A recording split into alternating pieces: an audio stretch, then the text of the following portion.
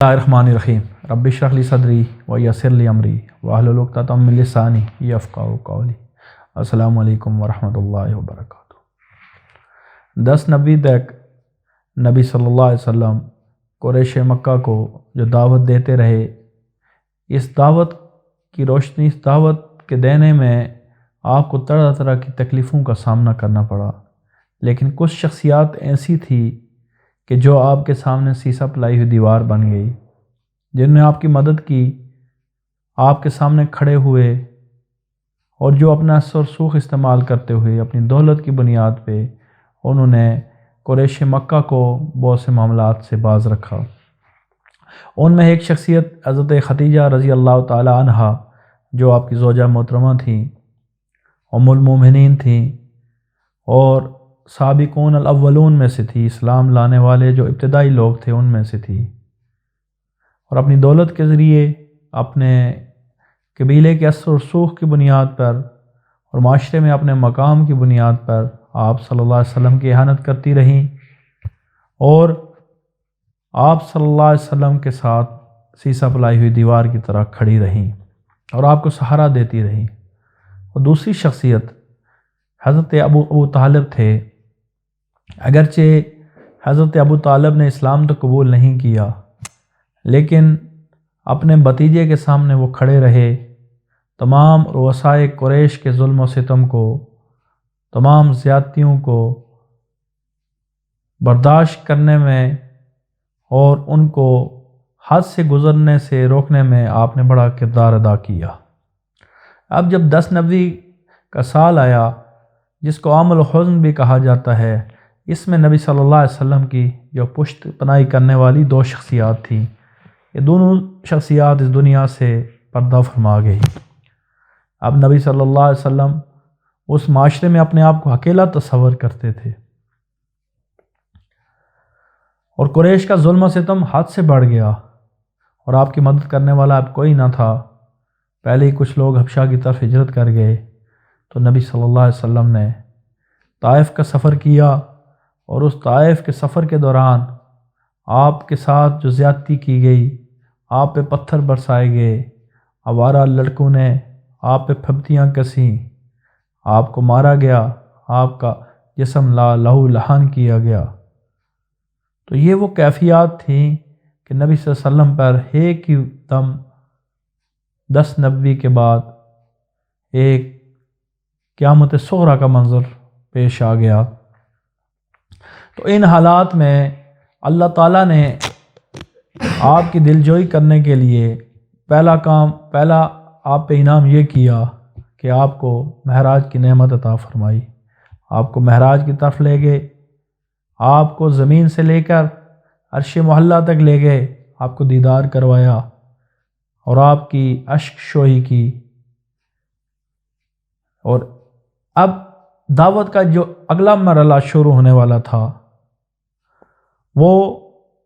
نبی صلی اللہ علیہ وسلم قریش مکہ سے مایوس ہو چکے تھے۔ جن لوگوں نے اسلام قبول کر لیا وہ تو اسلام میں داخل ہو گئے، لیکن عرب کے بڑے بڑے سردار، قریش کے بڑے بڑے سردار، جنہوں نے اپنے انا کا مسئلہ بنایا تھا، وہ اب حد سے کراس کرنا شروع ہو گئے تھے۔ اب جو ہی 11 نبوی کا سال آیا، تو نبی صلی اللہ علیہ وسلم نے حج کے دوران آنے والے قافلوں کو دعوت دینے کے لیے باہر نکلے کہ ان کو اسلام کی دعوت دیں۔ پہلے بھی آپ حج کے آنے والے قافلوں کو دعوت دیا کرتے تھے، اور جس پہ قریش آپ کا پیچھا کیا کرتے تھے، اور اس دفعہ بھی یہی حالت تھی، لیکن اس دفعہ اللہ کو کچھ اور منظور تھا کہ یثرب جو بعد میں مدینہ النبی بنا، وہاں سے کچھ اشخاص کے گروہ حج کرنے کے لیے تشریف لائے تھے، اور حج کے ساتھ ان لوگوں کا، قبیلہ خزرج سے تعلق رکھنے والے لوگوں کا مقصد یہ تھا کہ قریش مکہ کو اپنا حلیف بنائے، کیونکہ خزرج اور اوس کے درمیان جنگی حالات تھے، کافی 1 سال پہلے جنگ ختم ہوئی تھی، تو ان کا نقطہ نظر یہ تھا کہ قریش مکہ کو اپنا حلیف بنا لیں گے۔ تو اب وہی لوگ، ان میں سے 6 اشخاص جو اپنے قبیلے میں اثر و رسوخ رکھنے والے تھے اور صاحب حکمت، صاحب علم و عرفان تھے، انہوں نے نبی صلی اللہ علیہ وسلم کو حج کے دوران دعوت دیتے ہوئے دیکھا۔ تو کیونکہ یہود سے خزرج کا قریبی تعلق تھا اور یہود اور ان کا آپس میں اتحاد بھی تھا،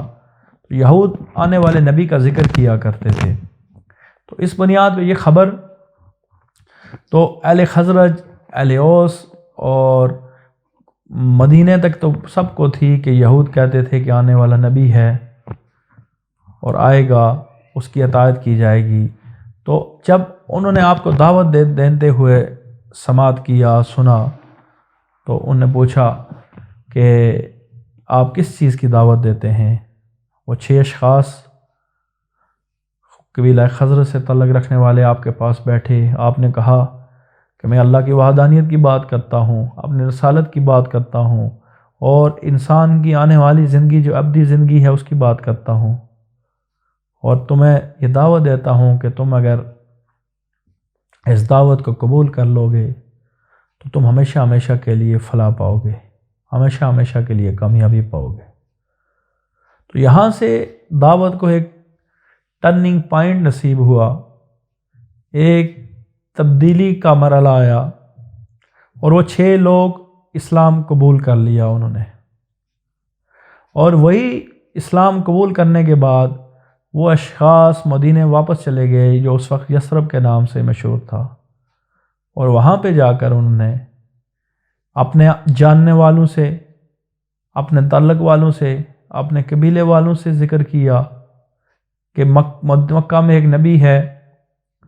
جو اللہ کی وحدانیت کی دعوت دیتا ہے، تو آپ لوگ اسلام قبول کریں۔ تو ان 6 اشخاص کی محنت سے یثرب کے حالات تبدیل ہونے شروع ہوئے، اور یثرب میں بہت سے لوگوں نے اسلام قبول کیا۔